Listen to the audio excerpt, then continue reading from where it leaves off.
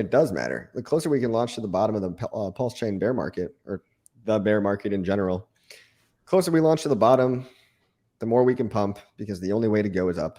So it's kind of as simple as that. Also, in the meantime, why not try to make it better? Why not try to make it the best product it possibly can be? So we're fixing bugs in Binance Smart Chain, fixing bugs from Ethereum. We are adding features, things like limit orders, all this stuff that we couldn't have done if we just rushed it to market. So why not, time the bottom and make the product better at the same time? Seems like you're killing two birds with one stone there.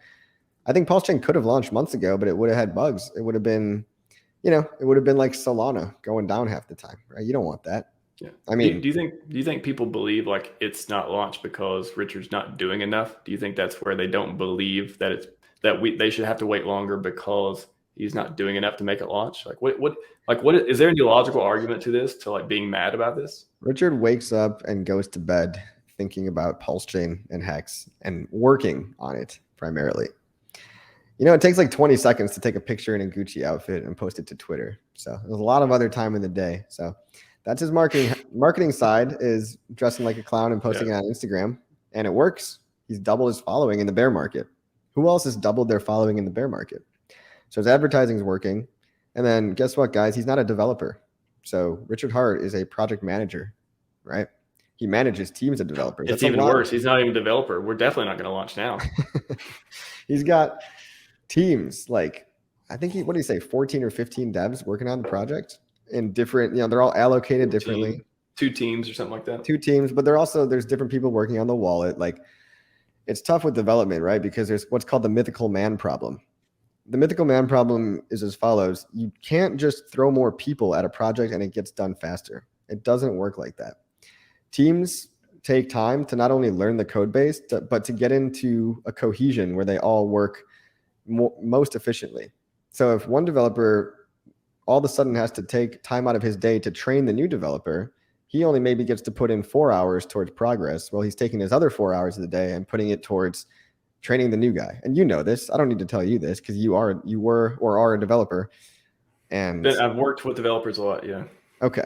That's what it is. So, I mean, and I was a project manager on dev teams as well. I understand how this stuff works. And so being a project manager is a game of putting people where they're most efficient, identifying which bugs are the highest priority, identifying the roadmap and the feature set that needs to get done, prioritizing that.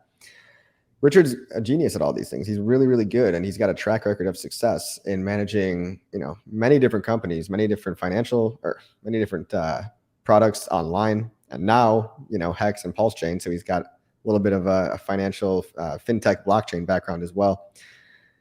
These aren't things that will just make Richard Hart trying to be a developer would actually make the product go slower. Like, it would make launch slower because he's not an expert at that. You want to allocate people where they're an expert at. It's like chess, right? Like, all the pieces aren't just the same piece. Everybody's got different strengths and weaknesses. So I think a lot of people just, they don't think about this stuff, or maybe they've never worked in tech.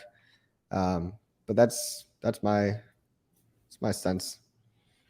Yeah, I mean, that's a great point of just adding, at tech companies and stuff, you actually adding more developers can kill a project in a lot of ways, because now they have to get up to speed. And if you don't time all this stuff correctly, it can just it can hurt the whole project. So I've seen it happen. I've seen CEOs say that, hey, let's just stack like 20 more developers on this project. Then what ends up happening is everybody works so little because they're either they're just training people, or they're working on like the tiniest little defects. They're not picking up the high priority things. Usually the more developers you get, the lower quality they all kind of achieve. You want smaller and smarter teams. That actually works way better. You want like a lean, efficient, smart team, not a whole bunch of like outsourced developers, just basically milking their time slots for all the money that they can get, right? Because there tends to be a kind of diffusion of responsibility, I would say. When you have 20 guys working on one thing, rather than when you have 5 guys working on, and they're all assigned to what they're best at. And they're highly motivated, they're well taken care of. They have skin in the game. I like to see these packages that they have too as well. I'd be interested to see those details of how Richard's keeping him motivated, but I imagine he's I guess it's like self-motivation. He doesn't even need to give them anything technically. Like, hey, you're at the ground floor of knowing when all this stuff is going to come out. You have all the information you need to make your own fortune. Like you don't even need anything else really. I'm sure they're properly motivated. I'm sure. Yeah.